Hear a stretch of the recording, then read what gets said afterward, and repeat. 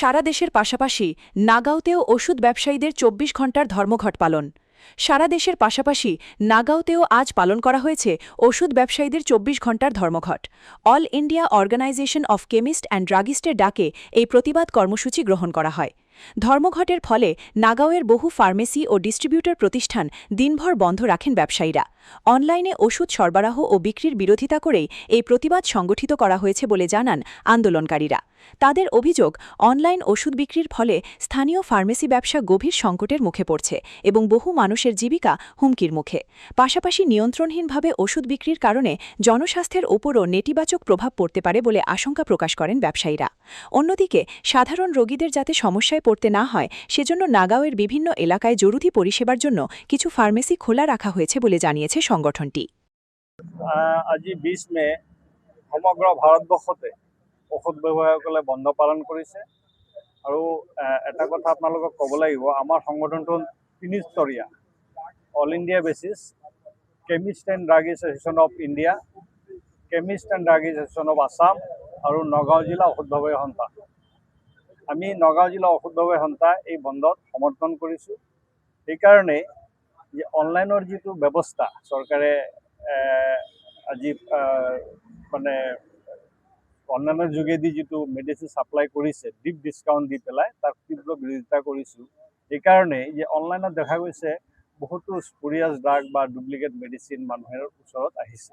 আৰু আপোনালোকে সময়ে সময়ে টিভিত বা বিভিন্ন পত্ৰিকাত পাইছে যে অনলাইনৰ গোডাউনবিলাকতে নয়ডা হওক, আপোনাৰ গাজিয়াবাদ হওক, ইউপিত হওক, বহুতো এনেকৈ কোটি কোটি টকাৰ অনলাইন মানে স্পুৰিয়াছ ড্ৰাগ ধৰা পৰিছে।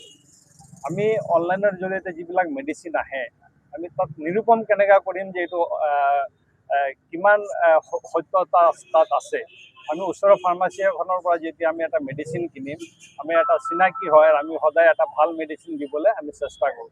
তেওঁলোকে এটা কথা আপোনালোকে মই ক'ব বিচাৰিছোঁ, প্ৰাইচটো কিন্তু চৰকাৰে নিৰূপণ কৰে, আমি নিৰূপণ নকৰোঁ।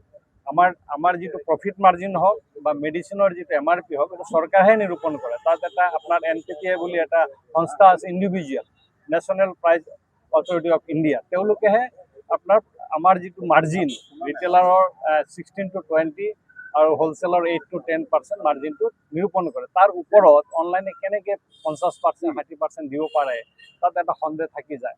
আৰু আমি কিছুমান লাইচেন্সৰ আণ্ডাৰত থাকিয়ে এই ব্যৱসায়টো আমি কৰি আছোঁ। বহুতো নিয়ম নীতিৰ মাজত আমি এই ব্যৱসায়টো কৰি আছোঁ। যেনে এটা প্ৰেছক্ৰিপশ্যন আপোনাৰ যেতিয়া আহে আমাৰ লোকেলত, আমি এইটো ভালকৈ চাওঁ কেতিয়াৰ প্ৰেছক্ৰিপশ্যন, কি মেডিচিন ডক্টৰে লিখিছে, কেনেকৈ তাত ব্যৱহাৰ কৰিব, আমি এটা ফাৰ্মাচীৰ আণ্ডাৰত বুজাই দিয়া হয় সদায়।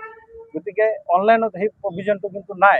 আপোনাৰ ঘৰত যেতিয়া এটা মেডিচিন আহিব, আপুনি কেনেকৈ খাব, কি আহিছে, আমি কোনোৱে তাত আমি নিৰূপণ কৰিব নোৱাৰোঁ। গতিকে বহুতো আঁসোৱা অনলাইনত থাকি গৈছে। সেইকাৰণে আমি আজি তীব্ৰ বিৰোধিতা কৰিছোঁ ইয়াৰ। আৰু বাকী যিবিলাক আমাৰ ক'ভিডৰ সময়ত এটা আইন আনিছিলে চৰকাৰে, GSR 2000, যে যিহেতু ক'ভিডৰ সময়ত মানুহবিলাক ওলাই আহিব নোৱাৰে, ঘৰত এটা ছাপ্লাই দিয়াৰ ব্যৱস্থা কৰিছিলে। কিন্তু এই ব্যৱস্থাটো এতিয়াও বলবৎ আছে, এইটো প্ৰত্যাহাৰ কৰিব লাগে চৰকাৰে। এইকেইটা আমাৰ মূল দাবী।